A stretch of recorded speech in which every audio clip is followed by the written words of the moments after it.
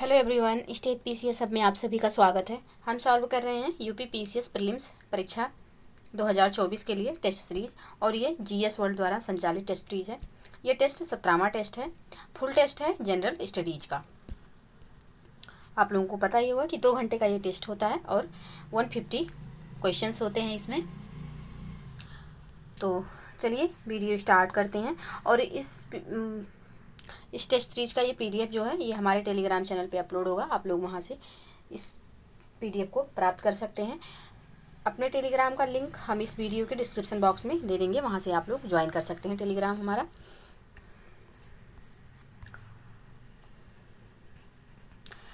Video में last तक बने रहिएगा। वीडियो पसंद आए तो प्लीज़ लाइक और शेयर कर दीजिएगा। चैनल को प्लीज़ सब्सक्राइब कर लीजिए। चलिए स्टार्ट करते हैं आज का अपना ये टेस्ट सीरीज। प्रश्न है कि ऋग्वेद में सरस्वती को किस नाम से जाना जाता था। ऋग्वेद में सरस्वती को किस नाम से जाना जाता था। तो ऋग्वेद में सरस्वती को नदीतमा के नाम से जाना जाता था। ऑप्शन यहाँ पे सही आंसर हो जाएगा। नदीतमा यानी कि पवित्र नदी कहा गया है। अब यह राजस्थान के रेगिस्तान में विलीन हो गई है। इसकी जगह घग्गर नदी बहती है। अब प्रेजेंट में ये नदी जो है विलीन हो गई है, इसके स्थान पर घग्गर नदी बहती है। तो ऑप्शन यहाँ पे सही आंसर हो जाएगा। नेक्स्ट प्रश्न है बौद्ध धर्म से संबंधित निम्नलिखित कथनों पर विचार कीजिए। पहला कथन है बौद्ध धर्म के त्रिरत्न सम्यक दर्शन, सम्यक ज्ञान, सम्यक आचरण।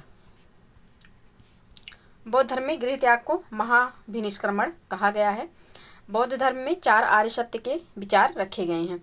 अब यहाँ पे पूछा गया है कौन से कथन सत्य है या है। तो यहाँ पे दूसरा एवं तीसरा कथन सही है। पहला यहाँ पे गलत हो जाएगा, क्योंकि बौद्ध धर्म के त्रिरत्न जो हैं वह बुद्ध, धम्म और संघ हैं। बुद्ध, धम्म, संघ ये बौद्ध धर्म के त्रिरत्न हैं। सम्यक दर्शन, सम्यक ज्ञान और सम्यक आचरण ये जैन धर्म के त्रिरत्न हैं। तो यहाँ पे पहला गलत हो जाएगा, इसलिए सिर्फ दूसरा एवं तीसरा यहाँ पे सही है। तो इसका जो सही आंसर हो जाएगा ऑप्शन बी यहाँ पे सही आंसर हो जाएगा। नेक्स्ट प्रश्न है निम्नलिखित में से किस अभिलेख या शिलालेख में धम्म नीति की व्याख्या की गई है। किस अभिलेख या शिलालेख में धम्म नीति की जो है व्याख्या की गई है। तो 11वें शिलालेख में धम्म नीति की व्याख्या की गई है। ऑप्शन सी यहाँ पे सही आंसर हो जाएगा। नेक्स्ट प्रश्न है निम्नलिखित में से कौन सही सुमेलित है। जातक, बुद्ध के पूर्व जन्मों का कथानक वृत्तांत, विनय पिटक, संघ से संबंधित नियम, अभिधम्म पिटक, बुद्ध की शिक्षा का दार्शनिक विवेचन। अब पूछा गया कौन सा यहाँ पे सही सुमेलित है। तो यहाँ पे सभी कथन जो दिए हुए हैं यहाँ पे सभी सही सुमेलित है। तो ऑप्शन डी यहाँ पे सही आंसर हो जाएगा। नेक्स्ट प्रश्न है निम्नलिखित में से किसका निर्माण कुतुबुद्दीन ऐबक ने नहीं करवाया था। इसमें से किसका निर्माण कुतुबुद्दीन ऐबक के द्वारा नहीं कराया गया था। तो इसमें हौज खास का निर्माण कुतुबुद्दीन ऐबक द्वारा नहीं करवाया गया था। इसका जो निर्माण था यह अलाउद्दीन खिलजी के द्वारा करवाया गया था। बाकी कुतुब मीनार, कुव्वत उल इस्लाम और 2.5 दिन का झोपड़ा इन सब का निर्माण कुतुबुद्दीन ऐबक ने करवाया था। हौज खास का जो निर्माण है यह करवाया था अलाउद्दीन खिलजी ने। तो यहाँ पे पूछा गया है कि किसका निर्माण कुतुबुद्दीन ऐबक ने नहीं करवाया था। तो ऑप्शन डी यहाँ पे सही आंसर हो जाएगा। नेक्स्ट प्रश्न है दिल्ली सल्तनत का एकमात्र सुल्तान जो युद्ध स्थल में मारा गया। दिल्ली सल्तनत का एकमात्र सुल्तान जो युद्ध स्थल में मारा गया वो कौन था। तो वह सुल्तान था इब्राहिम लोदी। ऑप्शन बी यहाँ पे सही आंसर हो जाएगा। मुगलों ने बाबर के नेतृत्व में पानीपत के मैदान में 1526 ईस्वी में लोदियों को परास्त कर दिया। इब्राहिम लोदी युद्ध स्थल में मारा जाने वाला दिल्ली सल्तनत का एकमात्र सुल्तान था। तो ऑप्शन बी यहाँ पे सही आंसर हो जाएगा। नेक्स्ट है यहाँ पे सुमेलित करना है। सूची 1 को सूची 2 से सुमेलित करना है। दीवाने बिजारत, हाँ दीवाने बिजारत तो यह वित्त प्रबंधन विभाग था और इसका जो प्रमुख होता था यह वजीर होता था। और दीवाने अर्ज तो यह सैन्य विभाग था। दीवाने इंसाफ तो यह सूचना पत्र व्यवहार विभाग था। दीवाने रसालत तो यह विदेश विभाग था। तो इसका जो सही कूट होगा 1 2 3 4 पहले से ये सही सुमेलित है। ऑप्शन ए यहाँ पे सही आंसर हो जाएगा। नेक्स्ट प्रश्न है विजयनगर साम्राज्य के प्रमुख वंशों को सही क्रम में व्यवस्थित कीजिए। यहाँ के जो प्रमुख वंश थे उनका जो सही क्रम है वह क्या है। तो यहाँ पे हो जाएगा संगम वंश 1336 से 1485, सालुब वंश जो है यह 1485 से 1505, तुलुब वंश जो है यह 1505 से 1570 तक था। अराबीडू वंश जो है यह 1570 से 1660 तक था। तो यहाँ पे ऑप्शन ए बिल्कुल सही सुमेलित है, मतलब सही क्रम में दिया हुआ है। ऑप्शन ए इसका सही आंसर हो जाएगा। नेक्स्ट प्रश्न है निम्नलिखित कथनों पर विचार कीजिए। पहला कथन है चौथ पड़ोसी राज्य की आय का चौथाई यानी कि 1/4 हिस्सा होता था। और दूसरा कथन है कि सरदेशमुखी पड़ोसी राज्य की आय का 1/7 भाग या हिस्सा होता था।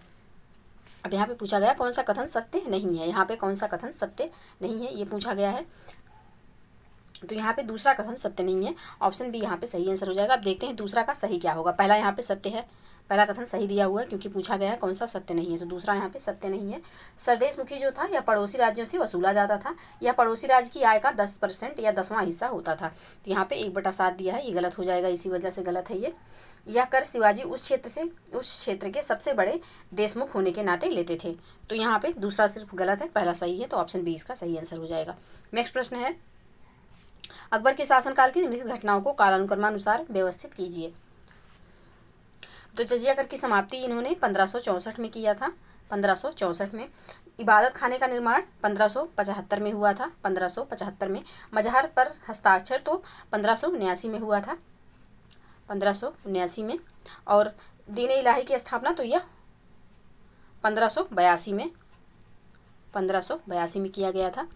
तो इसका जो सही क्रम है वह है 1, 2, 3, 4, ऑप्शन ए यहाँ पे सही आंसर हो जाएगा। नेक्स्ट प्रश्न है दारा शिकोह ने किस शीर्षक के अंतर्गत उपनिषदों का फारसी में अनुवाद किया था। तो यह किया था सिर्रे अकबर के तहत, ऑप्शन डी यहाँ पे सही आंसर हो जाएगा। शाहजहां और मुमताज महल के सबसे बड़े पुत्र दारा शिकोह ने 52 उपनिषदों का फारसी में अनुवाद सिर्रे अकबर नाम से किया। दारा को उसकी सहिष्णुता एवं उदारता के लिए लेनपुल ने लघु अकबर कहा। तो यहाँ पे ऑप्शन डी सही आंसर हो जाएगा।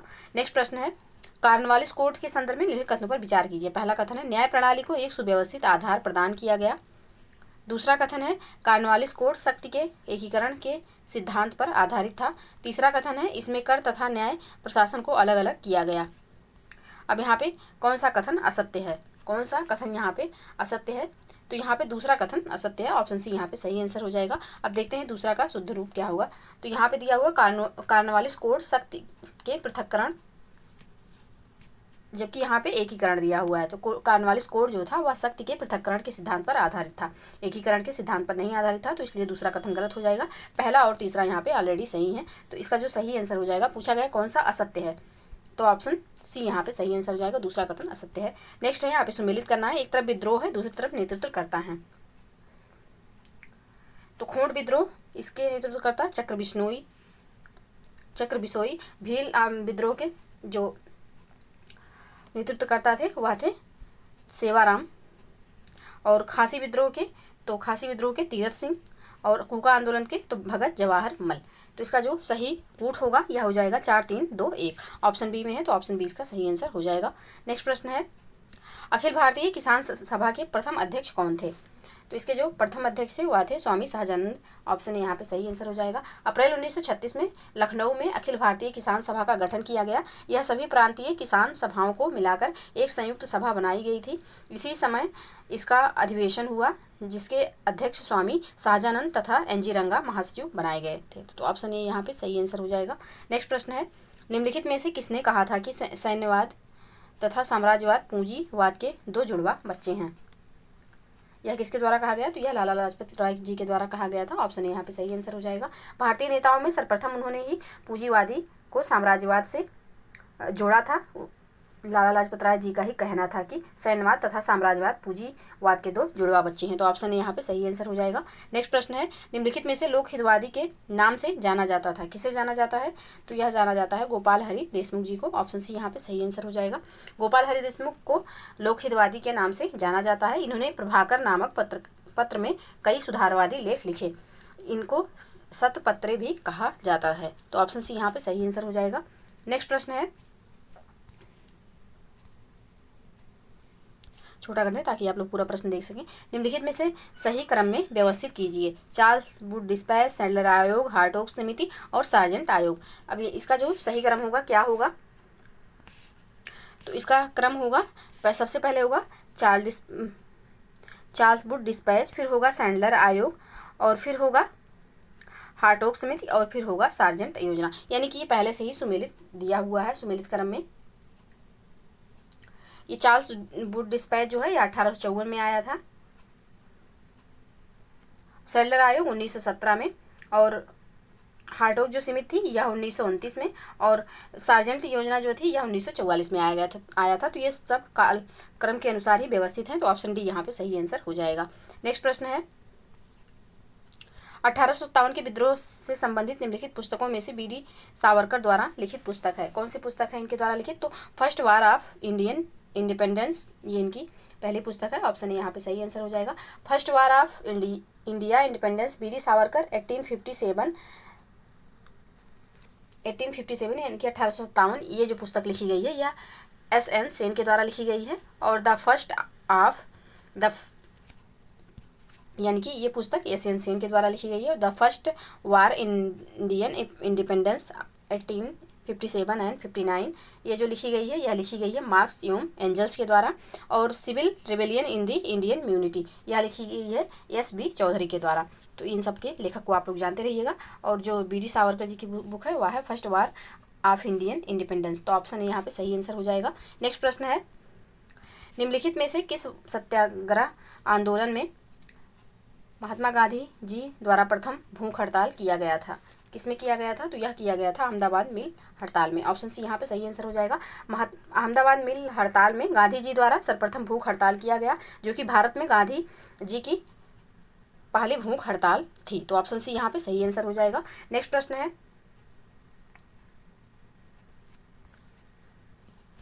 कांग्रेस की कराची अधिवेशन की अध्यक्षता किसने की थी? ये अध्यक्षता की थी वल्लभ भाई पटेल जी ने। ऑप्शन सी यहाँ पे सही आंसर हो जाएगा। गांधी इरविन समझौते की स्वीकृति देने के लिए कांग्रेस का अधिवेशन मार्च के अंत में ही कराची में बुलाया गया। 29 मार्च 1931 को हुए इस अधिवेशन की अध्यक्षता वल्लभ भाई पटेल ने की थी। तो ऑप्शन सी यहाँ पे बिल्कुल सही आंसर हो जाएगा। नेक्स्ट प्रश्न है, निम्नलिखित में से कौन सही सुमेलित नहीं है? पत्रिका और पुस्तक, लेखक, संपादक। संध्या के जो संपादक या लेखक थे ब्रह्म बांधव उपाध्याय जी थे, बिल्कुल सही है। द लाइफ डिवाइन, इसके जो संपादक थे वह अरविंद घोष थे। भवानी मंदिर, तो इसके लेखक संपादक वरिंद्र घोष थे। पाथेर दावी के जो है भूपेंद्र नाथ दत्त नहीं थे। पाथेर दावी के संपादक शरद चंद्र चट्टोपाध्याय थे। तो यहाँ पे ऑप्शन डी जो है यह सुमेलित नहीं है। और यहाँ पे पूछा गया है कौन सा सही सुमेलित नहीं है, तो ऑप्शन डी इसका सही आंसर हो जाएगा। नेक्स्ट प्रश्न है, निम्नलिखित कथनों पर विचार कीजिए। पहला कथन है, रेगुलेटिंग एक्ट 1773 के तहत लॉर्ड हेस्टिंग को बंगाल का प्रथम गवर्नर जनरल बनाया गया। दूसरा कथन है कि लॉर्ड हेस्टिंग ने मराठों को तृतीय आंग्ल मराठा युद्ध में पराजित कर मराठा संघ को भंग कर दिया। अब यहाँ पे निम्नलिखित में से कौन सा कथन सत्य है? तो यहाँ पे सिर्फ दूसरा कथन सत्य है। ऑप्शन बी इसका सही आंसर हो जाएगा। पहला यहाँ पे सत्य नहीं है।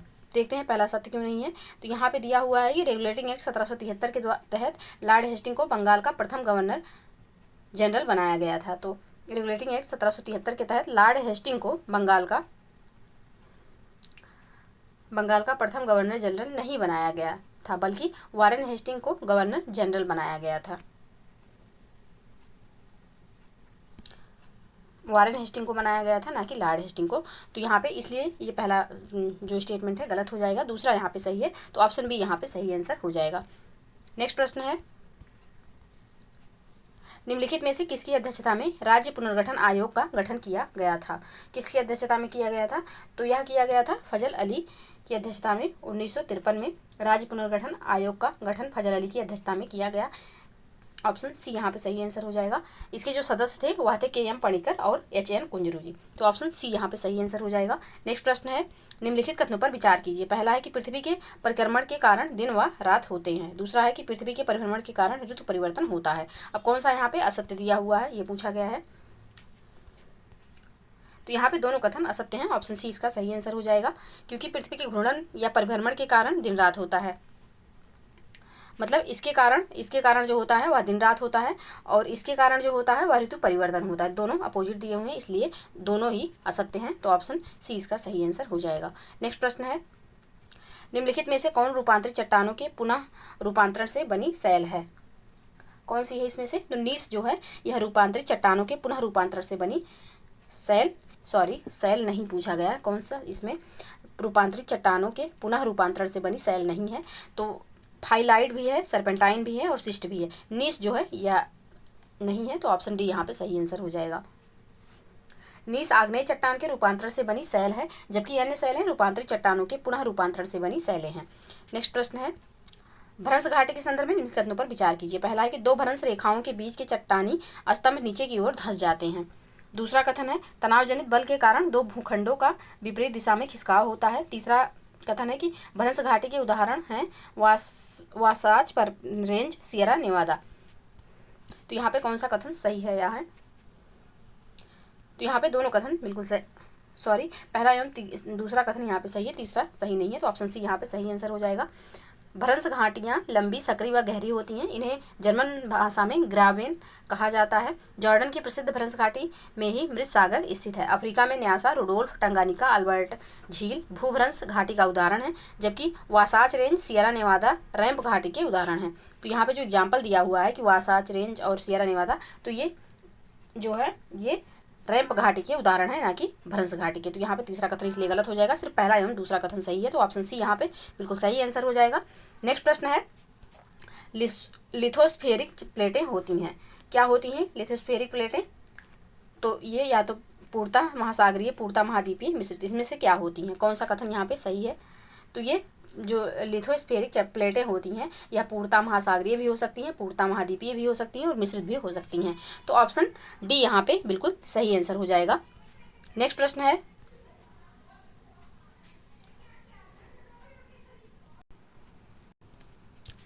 निम्नलिखित में से सबसे अधिक विनाशकारी ज्वालामुखी कौन है? सबसे अधिक विनाशकारी ज्वालामुखी जो होती है वह पिलियन तुल्य ज्वालामुखी जो होती है वह सबसे अधिक विनाशकारी होती है। ऑप्शन यहाँ पे सही आंसर हो जाएगा। पिलियन तुल्य ज्वालामुखी सबसे अधिक विनाशकारी ज्वालामुखी होता है। इसमें सिलिका की अधिक मात्रा के कारण मैग्मा अत्यधिक अम्लीय व चिपचिपा होता है। इसमें प्रत्येक अगला उद्गार पिछले उद्गार से निर्मित ज्वालामुखी शंकु को प्रायः तोड़ते हुए होता है, जैसे सुमात्रा व जावा के निकट कराकाटाओ। तो ऑप्शन ए यहाँ पे सही आंसर हो जाएगा। नेक्स्ट प्रश्न है निम्नलिखित में से कौन रासायनिक अक्षय के अंतर्गत नहीं आता? कौन इनमें से जो ऐसा है जो कि रासायनिक अक्षय के अंतर्गत नहीं आता है? तो घर्षण जो है यह रासायनिक अक्षय के अंतर्गत नहीं आता है, बल्कि यह भौतिक या यांत्रिक अक्षय के अंतर्गत आता है। ऑप्शन बी यहाँ पे सही आंसर हो जाएगा। अन्य सभी जो यहाँ पे ऑक्सीकरण, कार्बनीकरण और जलयोजन दिया हुआ है यह रासायनिक अक्षय के अंतर्गत आते हैं। ऑप्शन बी जो है यह जो है घर्षण भौतिक या यांत्रिक अक्षय के अंतर्गत आता है, याद रखिएगा। ऑप्शन बी यहाँ पे सही आंसर हो जाएगा। नेक्स्ट प्रश्न है सुमेलित कीजिए, एक तरफ नाम है दूसरी तरफ सर्वोच्च बिंदु है। अप्लेशियन, तो अप्लेशियन जो है इसकी सर्वोच्च बिंदु जो है यह माउंट मिचेल है। एपेनाइन, इसका जो सर्वोच्च बिंदु है वह है कार्नो ग्रैंडे। और एल्ब्रुज, तो इसका जो है इसका हो जाएगा देमाबंद। और राखी पर्वत श्रेणी का तो माउंट अल्बर्ट। तो इसका जो सही कूट होगा यह हो जाएगा 4, 3, 1, 2। ऑप्शन सी यहाँ पे सही आंसर हो जाएगा। नेक्स्ट प्रश्न है निम्नलिखित में से कौन सी झील कनाडा में स्थित है? कौन सी झील इसमें से ऐसी है जो कि कनाडा में स्थित है? तो ग्रेट स्लेप जो है यह कनाडा में स्थित है। ऑप्शन डी यहाँ पे सही आंसर हो जाएगा। Great Slave, Great Bear, Reindeer, Winnipeg व अथाबास्का झीलें कनाडा में हैं। लगोडा, ओनेगा, बैकाल झील रूस में स्थित है। बोल्टा झील घाना में स्थित है। बोल्टा जो है घाना में स्थित है। लगोडा जो है यह रूस में स्थित है। और ओंटारियो और ये मतलब जो अमेरिका की 5 महान झीलें हैं, यानी कि superior, Huron, Ontario, Michigan, eri, ये सब संयुक्त राज्य अमेरिका में स्थित हैं। इसमें से एक जो है मिशिगन जो है यह सिर्फ अमेरिका में स्थित है, जबकि और बाकी झीलें यानी कि सुपीरियर, ह्यूरॉन, ओंटारियो और इरी ये सब जो हैं कनाडा और यूएसए के साथ सीमा साझा करती हैं। तो ऑप्शन डी यहाँ पे प्रश्न के अकॉर्डिंग कि कौन सी झील कनाडा में स्थित है, तो ग्रेट स्लेव हो जाएगा। ऑप्शन डी यहाँ पे सही आंसर होगा।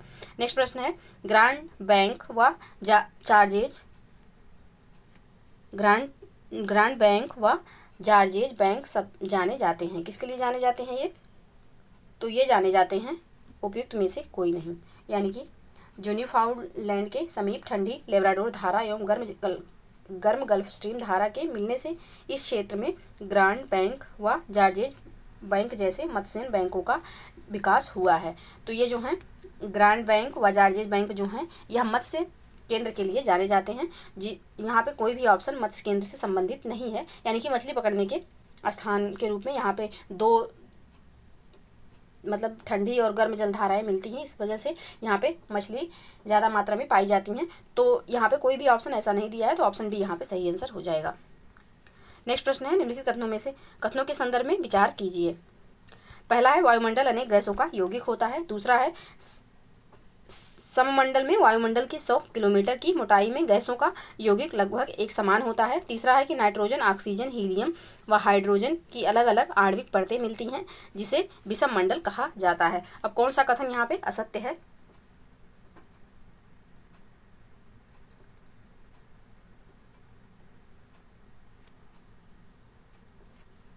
तो असत्य कथन यहाँ पे पूछा गया है, कौन सा यहाँ पे असत्य है?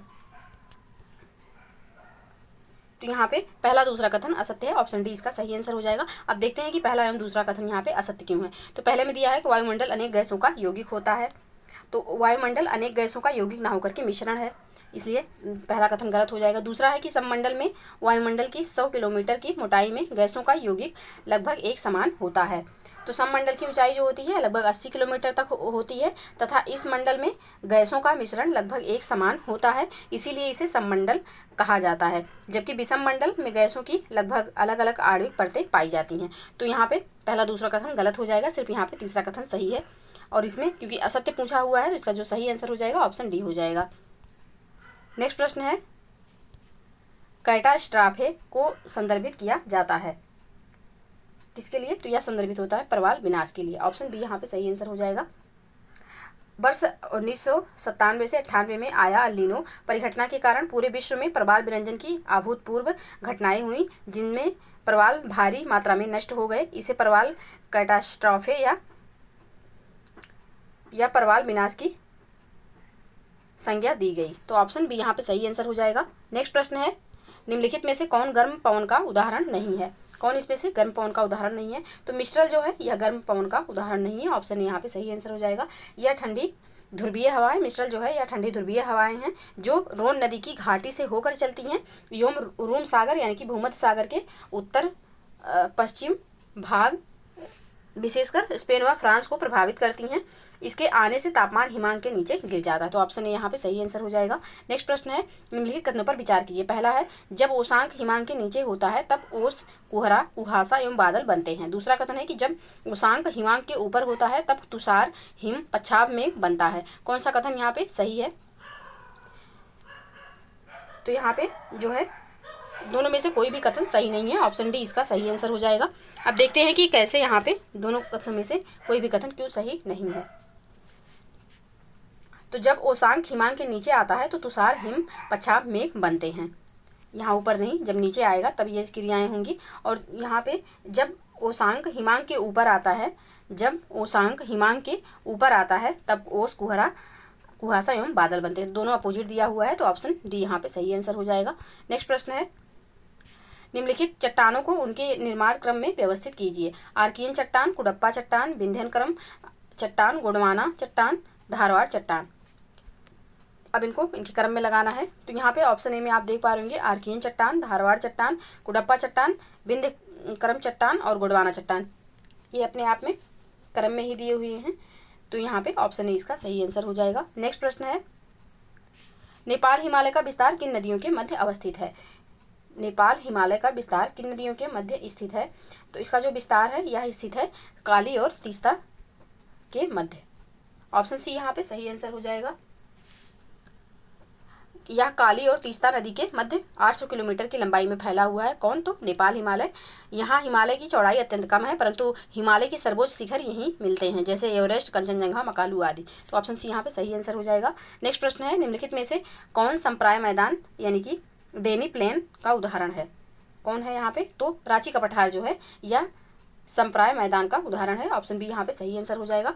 छोटा नागपुर स्थित रांची का पठार संप्राय मैदान का सुंदर उदाहरण है। छोटा नागपुर पठार को भारत का रूर प्रदेश भी कहा जाता है, क्योंकि खनिज भंडार की दृष्टि से यह भारत का सबसे संपन्न प्रदेश है, तो ऑप्शन बी यहाँ पे सही आंसर हो जाएगा। नेक्स्ट प्रश्न है, निम्नलिखित कथनों पर विचार कीजिए। पहला है, पश्चिमी घाट एक वास्तविक पर्वत श्रेणी है जो अफ्रीका से भारत के अलग होते समय उत्पन्न हुआ था। दूसरा कथन है, पश्चिमी घाट के दक्षिण भाग में स्थित नीलगिरी तक इसमें ग्रेनाइट तथा नीस चट्टानें मिलती हैं।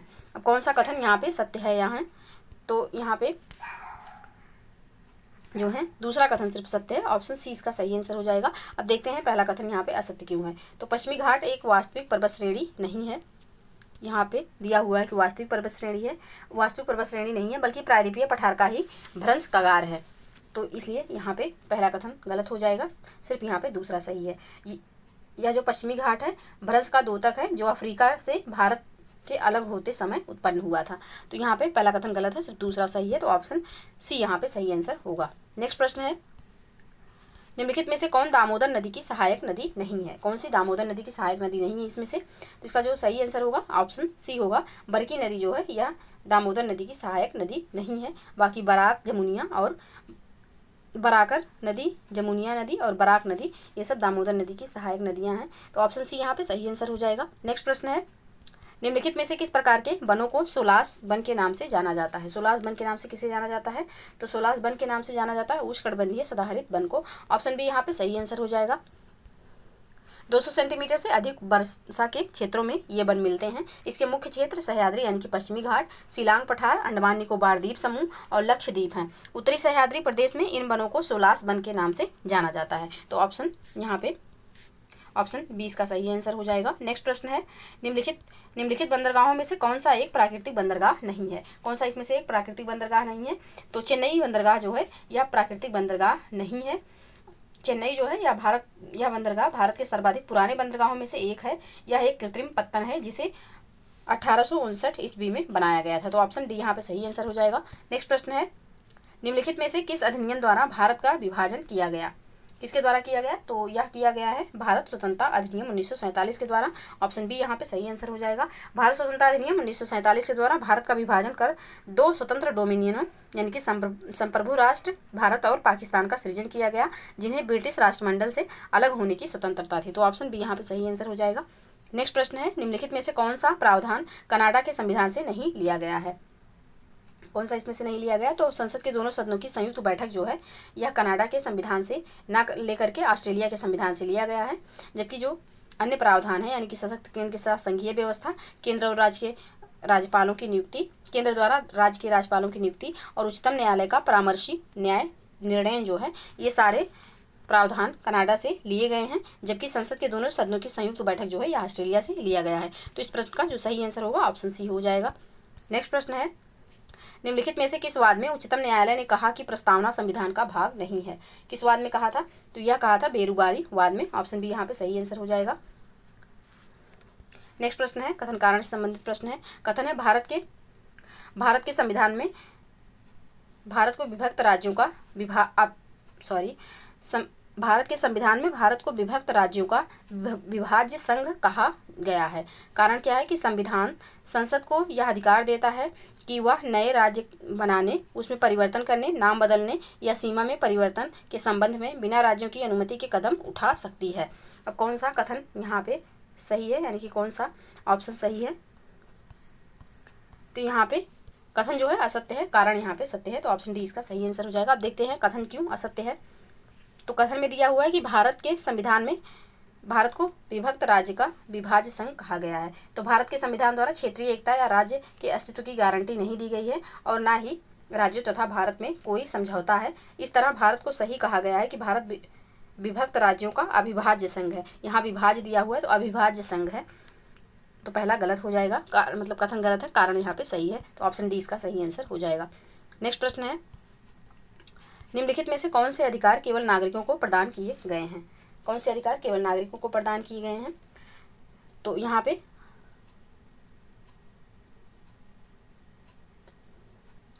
ऑप्शन सी में जो है अनुच्छेद 326 यह यहाँ पे केवल नागरिकों को प्रदान किया गया है। वैसे अनुच्छेद 15, 16, 19, 29 और 30 वह लोकसभा और राज्यसभा विधान चुनाव में मतदान का अधिकार अनुच्छेद 326 जो है ये सिर्फ भारतीयों के लिए यानी कि भारतीय नागरिकों के लिए प्रदान किए गए हैं। तो ऑप्शन सी इसका सही आंसर हो जाएगा।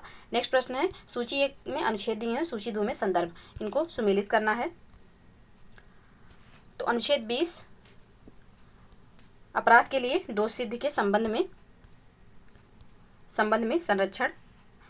अनुच्छेद 21 तो प्राणियों दैहिक स्वतंत्रता। अनुच्छेद 27 होगा धर्म की अभिवृद्धि के लिए करों के संदाय से स्वतंत्रता। और अनुच्छेद 29 जो है यह अल्पसंख्यकों के हितों के संरक्षण के लिए है। तो इसका जो सही कोड होगा यह हो जाएगा 4, 3, 2, 1। ऑप्शन बी इसका सही आंसर होगा। नेक्स्ट प्रश्न है, निम्नलिखित कथनों पर विचार कीजिए। पहला है प्रतिषेध का शाब्दिक अर्थ रोकना होता है। दूसरा है प्रतिषेध संबंधी रिट न्यायिक, अर्ध न्यायिक एवं प्रशासनिक प्राधिकरणों तथा विधिक निकायों एवं निजी व्यक्तियों के विरुद्ध भी जारी किया जा सकता है। अब यहाँ पे कौन सा कथन सत्य है यहाँ है,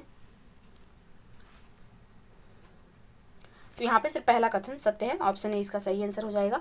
दूसरा यहाँ पे क्यों सत्य नहीं है, तो यहाँ पे दिया हुआ है कि प्रतिषेध संबंधी रिट न्यायिक, अर्ध न्यायिक एवं प्रशासनिक प्राधिकरणों तथा विधिक निकायों एवं निजी व्यक्तियों के विरुद्ध भी जारी किया जा सकता है। तो यह जो रिट है यह प्रशासनिक प्राधिकरणों, विधिक निकायों एवं निजी व्यक्ति या निकायों के खिलाफ नहीं जारी किया जा सकता है, तो इसलिए दूसरा गलत है, सिर्फ पहला कथन यहाँ पे सही है। तो ऑप्शन ए इसका सही आंसर हो जाएगा। तो आज के लिए बस इतना ही रहने देते हैं। इसके आगे का जो क्वेश्चन है वो नेक्स्ट वीडियो में सॉल्व करेंगे। आप लोग वीडियो को लास्ट तक देखिएगा। वीडियो पसंद आए तो प्लीज़ लाइक और शेयर कर दीजिएगा। चैनल को प्लीज़ सब्सक्राइब कर लीजिए। मिलते हैं नेक्स्ट वीडियो में, तब तक के लिए पढ़ते रहिए, स्वस्थ रहिए। जय हिंद, जय भारत।